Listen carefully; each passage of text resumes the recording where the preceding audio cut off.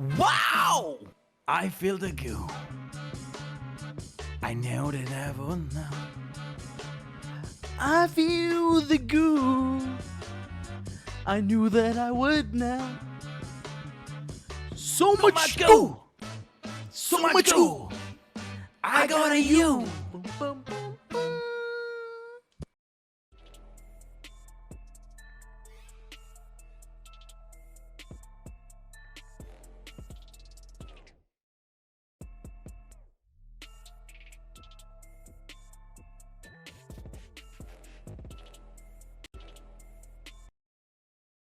Yo, what's up, guys? Welcome to GooCast number 15. So, before we get into this episode with the hottest player in the game, Cristian Urena, we're gonna talk a little bit about our sponsor today, which is Sleeve Chiefs.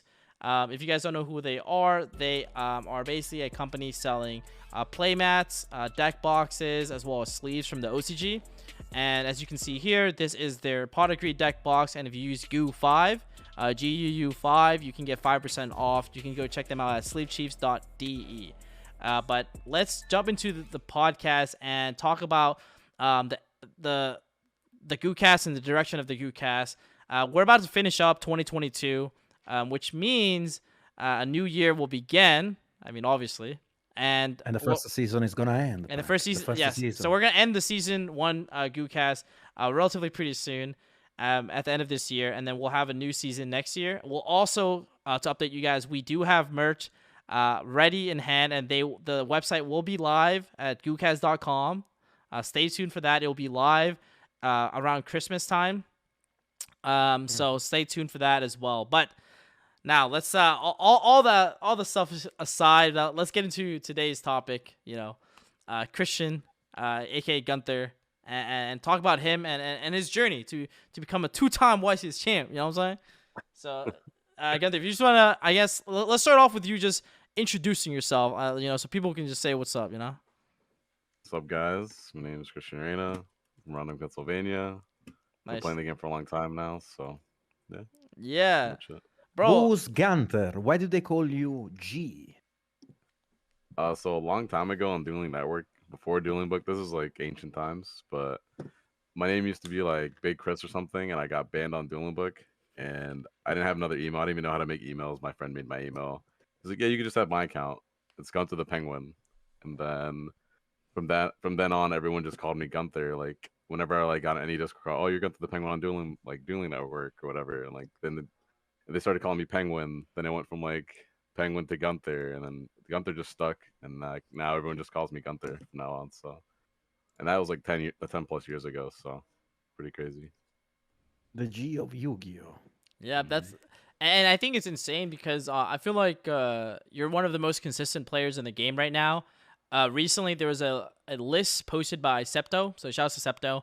You can find his information in the description box below, where he listed the amount of tops that players had in the 2022 season, right? So what that means is that like he tracked every YCS, every NAWCQ or WCQ, continentals for people in South America and in Europe, as well as just like those big major events, right? And I think you came out on top, tied with Paulo Concalves for 8 tops this year. That's crazy.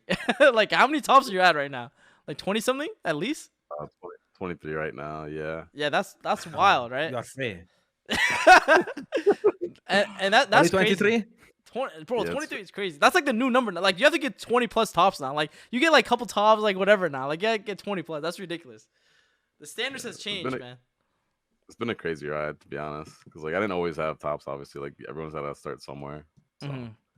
Yeah, so like, let's talk about that. Like, who were you before the tops? I mean, and like, I guess, how did you get to like topping your first YCS, right? Like, if you just want to walk us through your origin story per se. All right, cool. I guess I could do like YCS by YCS, or I can give you like the general idea of like kind of what happened, whatever you have. But whatever's better. Yep. Cool. So my first YCS was, I think it was like 2013 or 2014, the one Chris won. It was like Philadelphia, so it was like pretty local, and I was young at the time, so. It was like the only YCS I could go to in driving distance that my parents let me go to, because when I was little, my parents didn't really let me go anywhere. But I lost the last round of Swiss Day 1 to Joshua Lytle, actually. No. He's like a friend of ours, and yeah, I played Madoche, and I didn't really. I mean, this was like when I'm little and young, so I didn't really know what I was doing. But I still got pretty far my first YCS, and I was pretty happy with that. And then the next YCS I went to was the YCS to mid one, which I think Providence. was about Providence 2014. yeah, that one. And then that one I bubbled. I lost to Sean McCabe. Sean McCabe drew card demise with no cards in his hand, and then he drew into Cosmotown and double Haunted. The Cosmotown added back a monster, and shuffled back 2 cards, and then he drew something like a Solemn Strike, another call, like basically like or Oasis. I think it's like another Call to Haunted. Yeah, Oasis of the And Dragonfall or whatever. Yeah. yeah, and then I just couldn't win after that, and I was like, wow, like I had game on board, so I'm like, oh, I'm just gonna win. He has no cards, and then that was really frustrating. And You then have the next, the replay in your mind right now. yeah, because I'm like in my head, I'm like, oh my god, this is my second YCS. I'm just gonna about the top and then just lose. And then the next YCS, I lose in the bubble again to Corey Roca. I had a deck list error, I guess. I had 39 card deck. It was a feature match, and then I lost game 2, and that was frustrating because I'm like, dang, like, am I ever gonna top? Like this is like, it's all right. I go to the next YCS. I lose in the bubble again. And I think it was. I think it was. Wow, that's already 3 in a row. Jesus. YCS Utah. I think it was YCS Utah. I lose on a bubble again to Pendulum FDK. What year was this? Right, What Pendulum FDK? That's later, right? That's like 2016, 2017. Yeah, I think there was a couple YCS in between. I just can't remember them off the top of my head. Okay, I also okay. lost at I lost at YCS Atlanta on the bubble again because I was playing Zoo. I got a deck check the last round. I started X1 day 1. I got a deck check. Day 2 lost the first round. I'm like, okay, it's fine. I still got the next round. I get a deck check, and then I guess I didn't shuffle my deck enough. And then my opening hand is triple Sanctum, a Scythe, and Talking Tomborg. Oh. Ole. So I lost that one. That's an house right there. Yeah, so that, I mean, also like I take things from these events. Like I learn a little bit here and there. It's like now I know, like, oh, like I have to shuffle my deck a lot more. Like I don't know, things like that. And then basically, and then those are UDFs in Florida. I started undefeated day 1, and then I lost the next 3. They're not top. Oh my god. Yo. Yo. That's a journey right there. That's UDS Kissimmee, yeah. I think. UDS Kissimmee. I think the one Jeff Jones won. Yep. Started undefeated. Lost day 1 to lost day 2 to Jeff Jones, and lost to Jeremy Mitchell, and then I lost to someone else. And I was like, yep, this is unfortunate, but. And then I was pretty upset, to be honest. I was just like, damn, this is like never gonna happen. Like I'm never gonna top. But I kept going. Billy, it's actually funny because Billy Break, like I was like really sad at one of them. I think it was Atlanta. And he told me like, yo, just like keep playing, give me like a little speech. It was pretty nice. Nice. And I definitely like, kept playing after that. And then the next event was the one I actually finally topped. It was YCS Memphis, the one Kamal won, the one in Tennessee. That's in 2018. Yep. Yeah, and that one was like I wasn't even trying. I was like, Joey, just give me your True Draco deck. I'll just play your True Draco deck. And I topped the True Draco, and I was like, wow, like now, like that gave me that's the goo. Like it was the goo, but it gave me the motivation to like. I was like, oh, I can actually do this. Like I can actually like play well. I think I'm getting better. And then I started grinding Dueling Book a lot more. I got like #1 rated in Dueling Book. Started playing Trickstar, Sky Striker, not Goki, not Goki because I didn't know how to play Goki. And then eventually, like I just started always playing the meta decks. I met Hani right after that. YCS he beat me in top, and I topped the next event after that. It was with Hani in YCS New Jersey. I met Hani, and like Hani introduced me to like a lot of people, and he showed me how to play like Goki and stuff. Yeah, that was YCS Caucus. Yeah, 2018. Yeah, and then I topped I topped like 3 more events in a row after that, and then like from then on, like this is just it's been insane. So. Yeah, Hani was kind of good back in the day. Now he's a little bit washed. Yo, are you listening, Hani? Hani's crazy. Hani's crazy. But that's crazy because like if I think like for most people, I would say that like after like bubbling this many events in a row, most people like kind of give up. Like I know like or like they would kind of like not really try to they wouldn't keep going. So I think it's first. I mean, I think you were in a fortunate position where you got that push from Billy, but then you also had like that intrinsic internal, like motivation to like, yeah, I could do this. So I mean, I was in the same spot. I mean, you know this. So I think that's cool for anyone listening in that like, oh, if you're like struggling to still get that that first YCS top that everyone always talks about and like to keep going, right? Like because your time will come. Like sometimes you just get unlucky too. So. Yeah, I even told you like you're gonna top mad events like IRL, like obviously, but you already topped the online a bunch. But like, it's like you're gonna top a lot. It's just gonna come. It's like a lot of it's just also luck too. Like you can't control a lot of your losses, so maybe it was just like my first 7 were like unlucky. I definitely misplayed one for sure, Yeah. but I think it was a little bit unlucky, and like eventually like the luck has to come to your side, and you have to do well too. 100%, 100%. So now, freaking 23 tops later, here we are, 2 YCS wins. This is crazy. I Yeah. notice the difference in between like people that start to play the game just for fun and people that are actually invested into the game, like you, for example. The fact that they can read the game state far beyond, like 2-3 turns later, count your opponent having counters to your counters. Like that's the way G tests. That's the way G interacts. That's the way G reviews his gameplay and game style. That's how we improve the chat, and that's what you should probably do. Now, Gunter, would you like to tell us more about your journey? How you test? How do you interact with the people, and how do you improve your ideas? I'm always playing Duel Book a lot. I test a lot in rated, even though a lot of people don't like that. Like a lot of top players, like they don't like playing on Duel Book for whatever reason, or like they only play versus their own friends. I do like I get like just getting a general idea of what the average guy's doing. I think it helps a lot with my deck building because I actually do build my deck to beat like the average guy and kind of just like what the average guy's doing.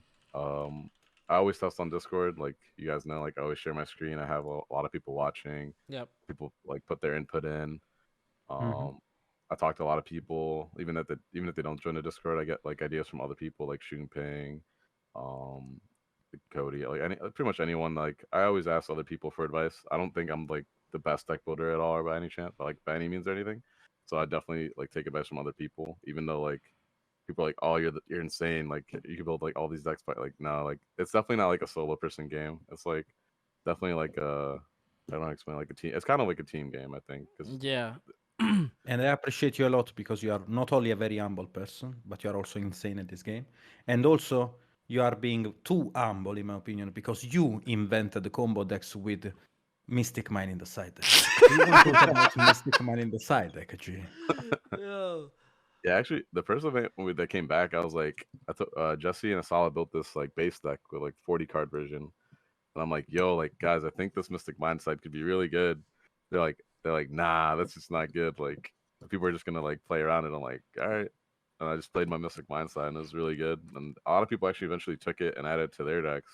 Yeah, it was kind of cool, like set rotation, Zombie Road, Mystic Mind, Terraforming. Like they just added like the 9-card Field Spell side deck. That was pretty cool. Like they originate that a little bit. So yeah. Let me add just 7 win condition in my side deck. What can be wrong? So wait, Mr. Man is so cancer. Thank God it's banned. I mean, now that we kind of like talked about that, at the recent YCS that you played in, the remote one, how was your overall experience? Just playing it. I know that like I know that it's very different than compared to in-person play, but like, what's your overall thoughts? Anything you want to add? I honestly like I had a pretty good time. The only thing that happened was like round 3, I got a little frustrated, and like I slammed my head. I literally like slammed my headset, turned off my camera, and, like punched the wall, like because I lost in time to like it was very frustrating. It was like I lost in time. I had pretty much an insane board. I have Kaleido Heart, Field Spell, Crime, Sulic, Kelbeck in hand, Havness in hand, and two different couplers in the graveyard. With Planet, and then right? like Or something. yeah, with Planet face up, and I'm just like, dang, like there's no way I lose this. Then there's like 5 minutes left, and I'm not like, yeah, basically I'm just losing time. But. Yeah. I would say that you lost in a timely fashion. Oh no! No. I hate Nash. No. But let's go over. Let's go over. Yeah, let's go over the some- deck that he played. Right. Like Yes, yeah. some choices because it's actually very weird that Mhm. the decklist that won this event, your decklist, doesn't play Bestial in the main deck, which is Mhm. confirmed by any other player to be actually mandatory in the main deck. But why did you not play Bestials? I never played them from the start. I never felt they were necessary in the mirror anyway. But I know I'm probably crazy for not playing them. But I don't know. I never missed them honestly. Like I feel like you can play through tier boards with like just like Kelbeck and Havness, and honestly Talents is probably really good for me too. Like basically the whole point is like you try to make Dweller and Zeus them go in second. If you can't resolve that, you're probably losing anyway, unless you drew like I guess multiple bestials. But if you drew like one bestial, you're not guaranteed to win either. But I could just be wrong. I mean, again, like Hmm. I could just be wrong. But also, Shuping was like another one that he's like kind of the one that put me on the no bestials from like I think it was Minneapolis. I was like, and he was like, I was like, damn, we're not playing the bestials. He's like, yeah, like did you curls ass last format? Why would he get this format? I'm like, yeah, you're probably not wrong. So Yeah. So how did the cards Yeah, that substituted Bystials in the main deck perform for you, right? There's Super Poly and Talents, right? And obviously yeah. you max out all the fairy monsters, which we can get mhm. into like the theory on that as well. But like, how was the Super Poly for you in general? I think that's the card that I feel like is super contentious for me, and a lot of like the top players like don't actually like that card. And a lot of people would argue that, oh, you don't need to play around Super Poly, or that's not even a card that's even quote unquote relevant. But you decided to main deck this card, right? So what was the thought process there?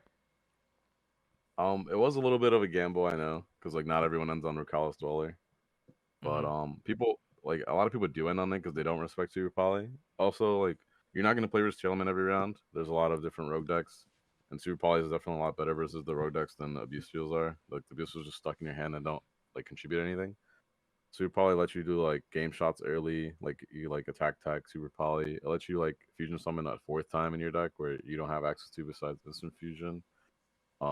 If you super poly like a Rokalis and you're right, like if I there's games where like my opponent had like Rokalis, Sulik, and like something else, I'd go like Round Heart Effect. I'd go like Sulik. I like chain super poly, take the Rokalis, make kit, and like stuff like just like small interactions that like were it's pretty good Oh, for that me. was And kind of like wild. I That's think kind of nice.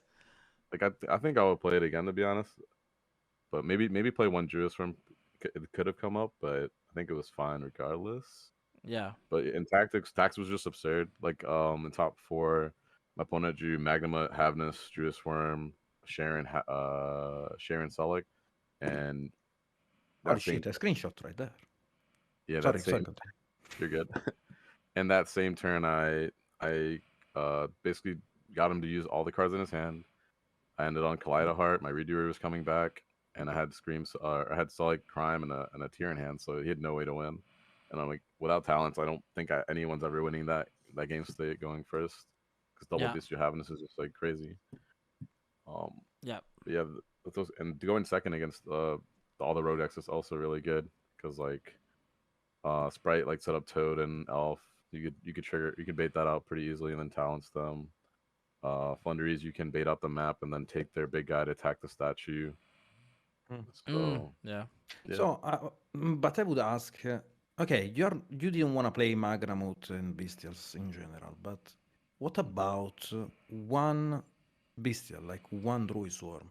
Because as you guys, like as you are well aware, everyone is playing to 6 to 9 Bestials. So Mhm. why you didn't even take in consideration to run at least one to have a search for Magramut post the Dark Line? I was thinking about it. She pinged me a second. It did have one, but I wanted to play 40, and I wanted more access to Baron, and I added the Diviner.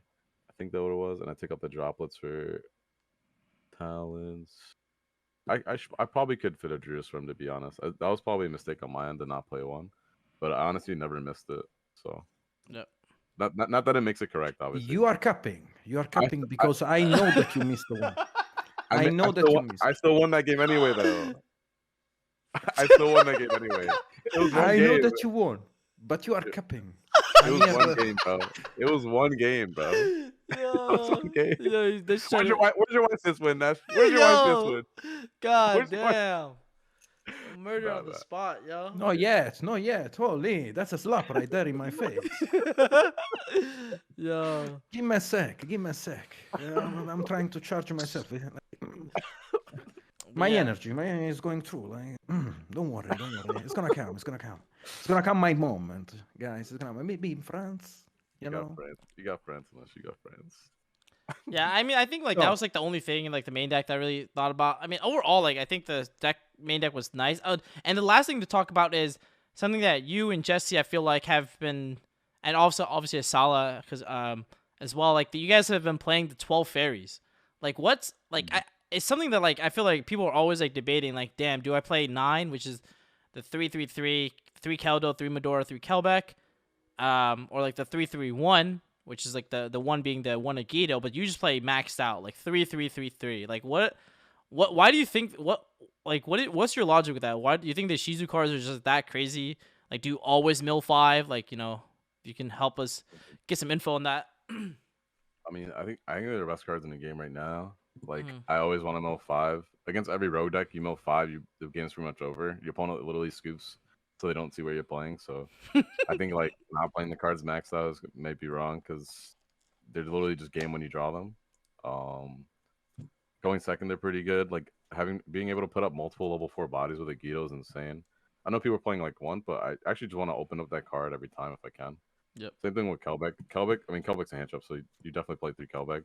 That one just like bounces a card, like it's pretty good too. But I think I've seen people play like a lower ratio as well. Which like I think you should just max out on them all. Medora is the worst shuffler, but you have to max out on that one also, just because Mhm. Mhm. the cards all just work really well together.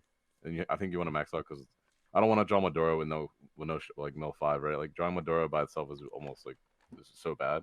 Yep. So you also give yourself a better chance to have all the cards live at all the time. And my deck's mad consistent. Like I never bricked at all throughout the whole tournament, which I liked a lot. Yeah. Uh, I mean, Agido seems actually a very good choice, especially even against decks that should not work against. Like, for example, against Flanders, if they start with Shifter, and we already know they're going to start with Shifter, yeah. then dropping an Agido in attack is actually a huge difference because you can just enter in battle, face and bait their own stuff, and then normal summon, I guess. Like, Oh, that's seems, cool. Yeah, if you put an active shifter, you can Gito on res. Yeah, that's cool. yes, Yeah. like, that's actually very good. Do you feel like your offense is better having 3 Agido in your deck list? Yeah, yeah, definitely. Also like the way I play, this having multiple shuffles is a little bit better too because I actually do like setting up Kikalos, Dweller, and Selic a lot. I Mhm. did it a couple times, and just having the extra shuffle, like if you mill any mill 5 with Dweller up against any deck, and if you make it so you have no monsters in play, you just get to fusion summon like 2 times without being able to get Bestialed, and you get like you just get to resolve so many fusion summons and mill, and you get to mill as many cards as you can. You mill like 10, you mill like 15 off of 1 Kikalos. So I think So you are saying that every time you activated Offense, you told to your opponent, "Have a nice day." oh yeah, when I have missed them, I almost always want like a mill 5 or something. So Yeah. that also feels a lot better. Often this becomes like a mil 13 very quickly. Yeah, for sure. I just made a joke. Have a nice day. Okay, it's okay. That was a joke. Yeah, I'm out of here. That's really Have a nice day. Okay. Anyways, so recently, an OCG ban list has dropped, and the Tier Element staff got it. So Yeah, we but already had in before we OCG do that, we got Nesh. There's one thing we forgot about the deck list. We have to talk about the most important thing, the goo of the day, bro.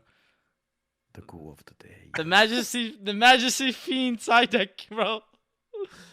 Dude. all right. All right, we have to talk about this. We have to clear the air because I actually been seeing a lot of posts on Facebook and even like the Tier Element Facebook group. They were asking like, "Yo, why does he play Majesty's Fiend?" So you just quickly explain the theory for people for the goo. Why did you decide to put that in your deck? Okay, so I wanted to, because I'm already maining talents, so I wanted a card where I can take out the super polys and go first with. I mean, it could have just been Bestials, I guess, if you wanted to play Bestials as well. But Majesty was a card. It was like the only floodgate and going first card that played around field spell, like or shuffler putting back a tier element, popping a card. Like there was no other floodgate that could work with your deck as well that didn't play around like a card that they already main deck. So like if you want to play some, like someone was telling me, oh, you just like play summon limit. I'm like, well, if they mill any cards and have the field spell, they can just shuffle and pop it. Which and they play 4 field spells. They can also go like summon Kikalos, which heartbeat. There's just a bunch of outs to those type of floods, like goes and match robberies, like Scodrain. All those floodgates lose to the field spell, and or maybe Kikala searching heartbeat. So I wanted a card where like I can just summon it and the game should just end. And I think Majesty was the only card that allowed me to do that. And it's all theory, by the way. Like I didn't get to actually play with the card. Like I actually just like thought about it randomly last minute, and in my head, like if my opponent summoned a Majesty Fiend against me, like I don't see how I'm adding it. So I mean, like if they summon it versus me, it's game. Like I'm not. I'm like I couldn't beat it, so I'm like, well, if I can't beat it, they're probably not beating it. And and going second, it looks like it's assuming you lost game one, you're going first game two. Your opponent usually settles the screams and the crime for like whatever, maybe more Bestials, Ghost Spell, more hand traps, and their only out in their deck is like a Solic, really. And some people don't even play Redoer, so Instant Fusion is not even an out. So my That's an theory American was shit right there, I'm telling you. that's Everyone is just playing Riddle. Jesse Khan doesn't play Redoer. Brother, Yeah. Brother, Jesse Cotton was not playing Beatrice, and now he was on Beatrice for this event. So we won that fight. Yeah. So in my head, I'm like, well, yeah, they have to Instant Fusion for level 4, have another level 4, and normal summon it, and then make Redoer, and then Crash. So if that's your out, besides setting Solic, I guess, which is also one of in your deck, and you're probably setting out the second copy. I think I'm fine with that. Like if I do, like let's say I do go first, it's sometimes scarier going first than it is going second sometimes because their opponent opens up like double Bestial Ghost Spell, double Bestial Havness, so hands like that. And if you don't have talents, you're probably not beating those hands. So it's like another card where I was like, well, I can just summon this. The chance of you drawing your out is way less than drawing like 2 Bestials and like another like way to stop me with Kelbeck, Havness, Ghost Spell, another one of those cards. So I was like, well, I'll just put you on better habit, and then yeah. But some people did start playing impermanence and stuff more now, so it is a little bit worse. But again, they also have to draw that too, so I don't think it's that bad. Yeah, That I was think everything.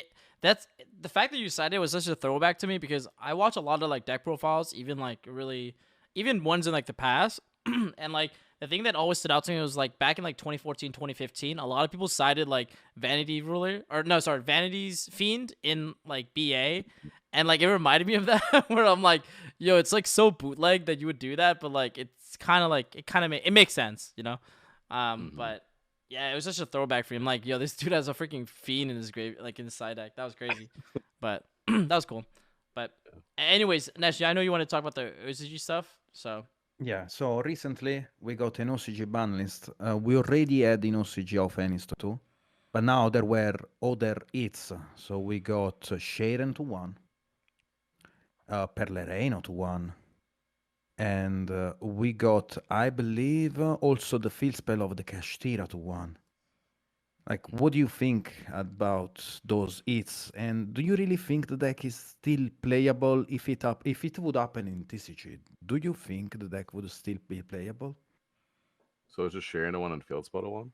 It's Oh wait, it's Kit's banned, Kid is though, right? banned Kit's too. banned as Yeah, well. it's Kit is banned, Ferrir is to 1, Unicorn is to 1, Sharon is to 1, Reinhardt is to 1, Magramut is to 1, Paraisos, the field spell of the Kashtira, is to 1, and Branded Fusion is to 1. Yeah, no, you can't play Tear Element. There's no way. yeah. I mean, I think, Like, yeah, I don't think so too. like you can't even make Rukalos unless you play King of the Swamps, and making Jacob Stapelio seems insane now. Like I don't know. So your extra deck is literally what Kaleido Heart and Guru. They don't even have Guru over there, right? So They don't they're have playing like Garura over there. they're playing with a Kaleido Heart, the Kaleido Heart, It's the Pel, yeah. and a Yeah. Mud Dragon maybe. Like And the there's no way. Dream. Yeah, there's Yeah. just no way that deck's playable. I think we should talk about like ban list predictions because I think that's always on the top of people's minds. As I know we recently just had one, but if you like, do you have any thoughts on like where you think if there were to be a ban list tomorrow, like what do you think would get hit? Because obviously hitting tier cards isn't like enough. Like you have to like literally ban like Hikalos, you know what I'm saying? But like, do you have any like thoughts on like just ban list overall that would make the meta like better for everyone else? Because the biggest complaint from like the people in the game is that like tier limit is so broken that you can't really play anything else, so I think banning some of the cards that give you 0% chance to win, like talents, I think should get banned. That card is ridiculous. Like you shouldn't be able to look at your opponent's hand. yeah. Instant fusion is pretty crazy. Like you can't build your deck to beat 3 fusion summons if they just get a 4th one randomly sometimes. Yep. So instant fusion can go. I think those are the most. I mean, Kit Kalos is like if you ban Kit, then the deck's dead. I think so. Yep. I don't want to ban that. Maybe limit the field spell to make it limit or ban the field spell just because of opening up the field spells makes the deck way more ridiculous than it should be. Yeah. And I think that if you do that, I think the deck is like pretty more on par with the other decks. Yeah. I'm sorry to break your dreams, Gunter, but there is actually a card that adds the field spell. It's a trap card that's called 3V Karma. It's called 3V Karma, and you can send it of Foolish Goods in order to add any card that Oh, yeah. mention Visas Frost from your deck to your hand. Okay, just ban it then. Just ban the field spell. To be honest, it's fine. Yeah, because I remember you could just play Foolish Barrow Goods for Rainbow Bridge too. So like, Yeah. just ban the field spell. Honestly, just ban it. Don't even limit it because it would just be like a fake hit almost. Yeah, people would play Yeah. 3 goods for sure. Yeah, pretty sure. Yeah, it would just be a fake hit. So you have to ban the field spell. Make it so like they don't have this random pop every turn. It makes floodgates way better versus the deck too. So all the rogue decks can have a like actual chance to flip a floodgate. You don't just have in game like engine MST to everything. So I think probably ban the field spell, ban instant fusion, and I'm honest. I think this probably fine. Yeah, I think it's probably fine. I have a question, G. With the release of the box with the old Blackwing cards and the lowering in price of those cards, we saw multiple people starting playing old formats, and one of those is definitely Edison. How do you feel about Edison? So I've been playing Edison OD like the last like 3 weeks. I've just been playing it like nonstop. Yeah. I Wolfie? have Wolfie. Wolfie. I think I have more Edison decks built on my DB account than I do like actual Yu-Gi-Oh, like current Yu-Gi-Oh. I think I have like 20 Edison deck built and like 3 current decks. So it's definitely something that's been taking my time. But Edison's been super fun. And Oh, you I think it's super fun? Because I noticed in 1 week in which all the pro players joined Edison, it turns into a floodgate meta with Christia. yeah. I- That's how every format is though. Like eventually like people just start doing whatever it takes to win, like some floodgate or yeah. some like stall strategy or That something. seems like a G take right there, to be honest. You know how I get. I know how you get. I guess what would happen if all the pro players would move to Master Duel? Yeah. Yeah. I actually haven't been keeping up much of Master Duel, but I guess like I know like there's retro formats that you said you've been actively playing, and I think like that's been the consensus for the rest of the Yu-Gi-Oh community, that a lot of people have been playing like more retro formats because they just want to break from TCG right now. I guess in that same vein, like what would it take for you to, you know, like a top player in modern Yu-Gi-Oh right now to make the move or even play Master Duel competitively, right? Like what would it take for you to make that switch? Because I think that's like what I think that's what like we're all looking to like understand, right? Like what would it take for top players to like start playing Master Duel? I think there has to be like a TCG balance and an OCG balance, and maybe like a different ranking system where they have to play versus OCG people with OCG balance, and we play versus TCG with TCG balance. And they'd also have to like eventually, when I guess it will happen eventually, but when all the cards are in Master Duel that we have currently, I think that'll also make it so people want to actually play it because they can actually test strategies out before they actually buy the cards. Kind of like Dueling Book, where people like will play a little bit and then they like the deck, they'll buy it. Definitely like maybe something better for rank, because I mean we all played ranked. We all got to like Platinum 1 when it was like the highest. I don't know what the highest is now. Yeah, it's like Diamond, But, but it's not that yeah. hard. Yeah. Yeah. So as soon as we get to that rank, like the game's pretty much over, right? There's nothing else to do after that. So maybe like give us an incentive to do something else, maybe tournaments in the game or something that give you packs. Brother, I want a number. I want a number. I want a fucking first on my name, you know? I don't want anyone to share my same title. If I'm first on Master Duel, I'm the only one who's first. If you want a competitive scene right fucking there, you put a first on my fucking name and I'm first in the ladder. Mm-hmm. And second and third, top 10, top 100. You want competitive players in that fucking game, you put a fucking number close to my fucking name.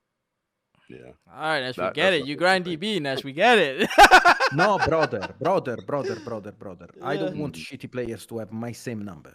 Oh. I don't want to share the same place with those people, the plebs. I don't want to share with the plebs my same rank. Okay. No, I feel that. I feel that. Like when you're playing Dueling Book, if everyone had a Platinum 1 next to their name instead of like the number, no one would play rank because like Yeah, what's the point? We're all Platinum 1, right? yeah. Yeah. Yeah. It I motivates you think to that play makes more. sense. Cause like we recently had that Master Invitational. Like they invited all those players from around Europe. Like content creators and the sorts. And I think like that was like a really. I think it happened when we were in Costa Rica, so we didn't really get to like watch it that much. But it was kind of cool in the sense that like okay, maybe Konami is making more of a push to introduce a competitive scene because they did consider this a tournament. You know what I mean? So hopefully they do that for the TCG as well and invite like some of the players in not in NA but in the TCG to play because I think they'll be pretty cool. At least in like actually it is NA because it was like for Europe, so on the NA side, yeah. But that would be nice. But I do That'd be agree. sick. I would. Yeah. What's up? I said I would definitely watch if they had like you and any like North American content creators that were playing it. Like I'll definitely watch that. Yeah, Sick. that'd be nice. That'd be nice. They will never invite me. That's just Yes. too crazy for them. But I think that's makes sense, right? Like to play Master Duel, we need like some sort of incentive. So, hey, hopefully if Konami's listening, maybe they can announce something along those lines. You know what I'm saying? Give a little something on the line for us to fight for. But overall, I think like what's next for you? Like what's your goal in Yu-Gi-Oh? Like what do you hope to accomplish that you haven't yet in this game? Uh, I know it's kind of crazy, but I want to be like the guy with the most tops and the most wins. I don't know if it'll ever happen, but I'm gonna keep playing and you'll see what happens. Yeah, I think you and I were Gee, we are talking. close to words. I We think are close to words. bro, I right remember now. Gundam and I had this conversation where like, yo, it's the same people that keeps winning every freaking weekend. At some point, it gets so hard, right? Like LeBlanc just got 4 wins. Majesty just got 4 wins. It's like it's so ridiculous where like now it's like back then you were like pretty happy to win Wisest, and obviously you still are. But it's like the Mhm. bar is set so high. You know what I'm saying? Like, and it's so much harder. But hey, I mean, I think I'm with you there. Like like you want to be the GOAT basically. You know what I'm saying? Like Yeah. that's what it comes down to. Yeah. When people say like, "Oh, these are the best players," like I want to be, I want to be one of those guys one day Yeah. maybe. Be on the list. Shut Facts. up, G. You're already insane. Oh my Yeah. god. Oh my god. My man crying for another win. Oh, Yeah. G, you just got one. I need 2 more, bro. I need 3. I need 5 more. Fuck it. Yo, you need like 5 Holy. more. Yo, there's so many, bro. There's so many. Dude, we have a lot of Weisses coming up. What's the next Weisses that we're expecting to see you at for people listening in? Oh, for sure Mexico and for sure Vegas. Okay. I'm gonna try to go to Australia, but we're trying to see if I can get in maybe get a ticket and book the flight and figure that out. Yeah, But it'd be great to go to Sydney, but it's so much and it's so really expensive. Who hard. are you teaming with? What's up? What's up, Nesh? Who are you teaming with? For Mexico, I have Arnold right now, and the third is in question at the moment. G, Yeah. you just said that you wanna win. Yeah. The fuck? Oh, Arnold's broken, bro. Arnold's insane. People Yeah. don't know Arnold, but he's insane. He's insane. That's all I can say about Arnold. Okay, who's the third? He's still The third, figuring we're still figuring it out. There's a couple of people that have been asking me, but soon we'll figure that out. Ooh. And then obviously, Vegas is me, Hani, and Kamal. That's a good one right there. Your initial reaction to the two teams is crazy. It's just I shit mean, on bro, Arnold. you got Kamal and Dani on one side and Arnold and a Phantom on the other side. Like what? Mhm. That was good. Too. How you want me to react on that? I got kicked off, guys. Yeah, the truth comes out. We have to talk about it here. They didn't want me anymore. Said I was ass. Oh nah. I'm trolling. Yeah. I'm Me, trolling. me and Hani always, we're probably always gonna team with each other. Yeah. Like probably if we can. He can't go to Mexico because they booked the same day as the France YCS, which kind of sucks. Yep. But yeah, like me and him always team together, which is kind of crazy that we both won the 3v3 together, and then this year like he won and I won at the same time, like around Yeah. the same time with the same deck too. So Yeah. it's pretty cool. Yeah. There's still I feel like there's almost like a rivalry between the two of you. You know what I'm saying? It's kind of cute. I'm not gonna lie. It's Yeah. yeah. It's good. it's good to have. Like we always like push each other. Like oh, I have more tops than you now. Oh, it's like oh, I have 2 wins now. It's like well, okay, now I have 2 wins and more tops. So like then he's gonna have to get like more tops or a win, and it's pretty cool. Yeah. Pretty cool. Mhm. Because me, I me and mean, Andre started with like nothing too. Because like Weiss's Vegas or Weiss's New Jersey, he had 2 tops, and that was my second top. Yeah. And then like ever since we met each other, like we literally topped like 20 events together. Like it's kind of crazy. That's kind of crazy. Yeah. I think like you guys basically grew up in like the competitive Yugioh scene together in a way, so it makes sense. I mean, I think that's like for sure. I don't know if I have any rivalries with anyone. I guess all of you guys are like what I aspire to be. You know what I'm saying? Like to get to a point. So it's. I guess I'm on the way. You know what I'm saying? Yeah. You just started. You'll get there fast. 2023. You know what I'm saying? That's my year, dog. I'm trying. Hopefully. it's the third event in a row that Flandre is close to win, but he doesn't get there. Do you think for the YCS in Mexico, the language barrier statue could actually defeat you? I mean, basically. Like my deck. I mean, the deck is good, but I think my guy in top. I played against it in top 16, and the guy bricked too. And I think eventually that deck does brick. So like, it's very hard for the deck to consistently open up shifter and playable. So I think that deck is just destined to not win. But I could see someone getting lucky and winning with it randomly. Oh, I did win a YCS. It actually won. It won the 3-3 that Ecuador. Yeah, one guy played it, so I guess it kind of won, right? Ecuador. Do we also count Ecuador right now? Yeah. Dude, South American events are hard, bro. We can count anything then. Nah, bro. I don't think people think so. understand. Yeah, yo, let's talk about this. We have to dismiss this like, I don't know, this misconception that's been going around. South American events, bro, low key might be harder than American events. I'll say that right now, dude. It is so hard. Like, I mean, I guess for us because we like speak, you know, it's like, that's a foreign country for us, right? So like, we don't like, bro. I'm literally saying chilling uno dos. You know what I'm saying? Like it's like it's hard, bro. Like they don't speak. Some of the people don't speak English at all. It's wild. Yeah, I think all the tournaments are hard. Like, Yeah.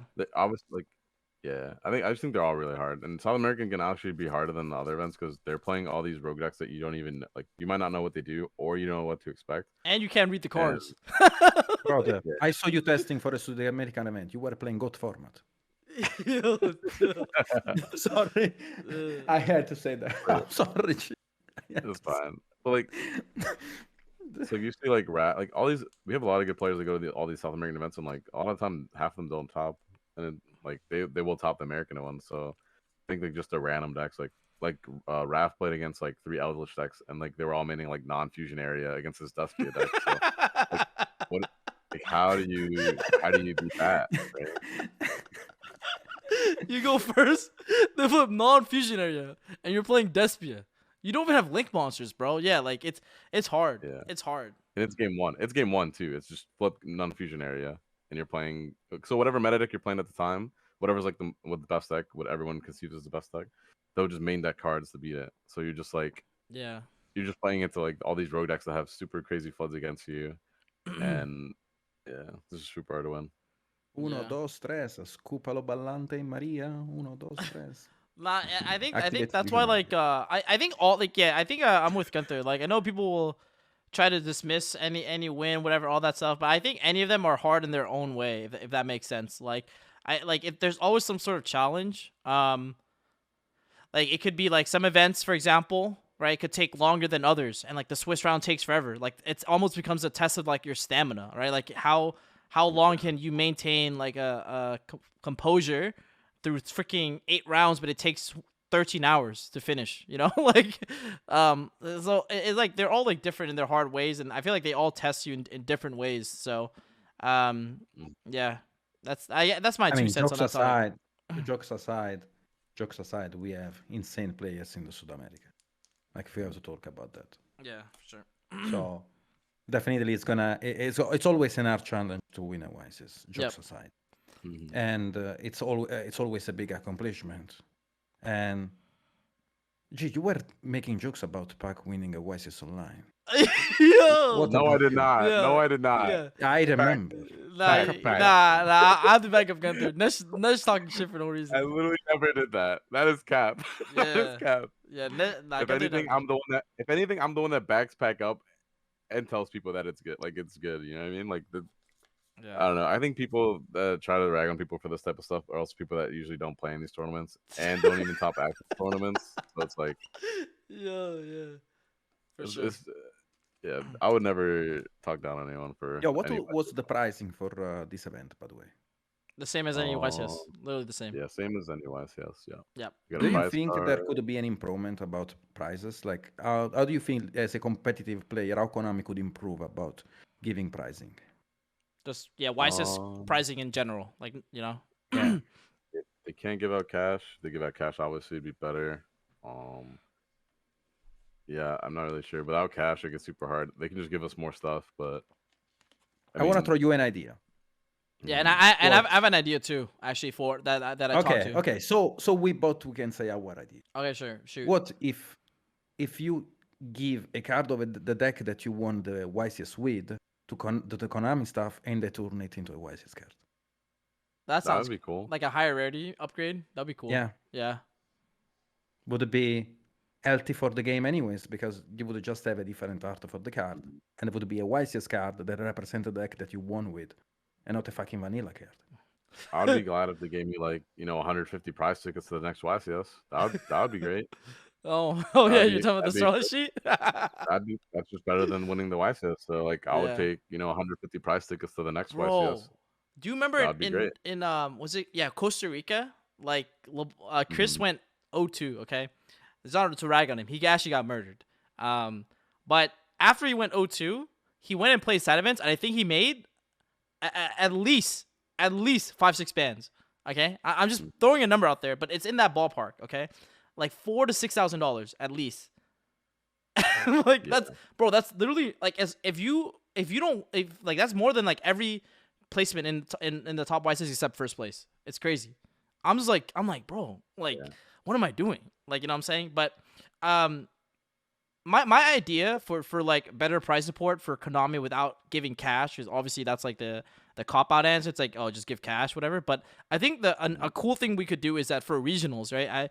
I know you're vending if you guys don't know, Gunther owns a store as well, Unmatched Gaming, and he's going to be vending the Philly regional this weekend. So if you guys are attending that regional, definitely come up to Gunther's booth and myself and my team and just say hi to us. That'll be cool. It's always nice meeting you guys in the YouTube comments and the Twitch streams, and if you guys are on Spotify or all that stuff, it's always cool to meet you guys in person. But for regionals, what if they like started giving out like prize cards for topping regionals? Because right now, like people just there's like almost no incentive besides Worlds points to play. And what I mean by that is like rarity upgrades of like certain cards. Like let's say Ash Blossom comes Starlight Rare, but only if you win or top a regional. You know what I'm saying? Like, so like if you won like the like high rarity cards like Starlight Rare of like a meta card, you have to like top that regional, win that regional, or buy it from the guy who wins, right? And then it gives like a little nice incentive to like the person who wins now, because they can like sell that like a Starlight Ash Blossom probably sells for like. Bro, probably like at least $3,000-$4,000. You know what I'm saying? Like easily, especially if it's only like per like event or something like that. And then for YCSs, it'll be like the same concept, except it'll be like, let's say like a Kaleido Heart. You can get like a Starlight Rare Kaleido Heart if you win like let's say YCS Minneapolis or something, or like, and then the next one would be like a Starlight, I don't know, like Kikalos or something. But you can only get it. So like it's actually a card that becomes playable, and I think when it becomes playable, like more people even like want to buy it even more. You know what I'm saying? But without like affecting the game, like a crush card or like a gold star. You know what I'm saying, or something along those lines.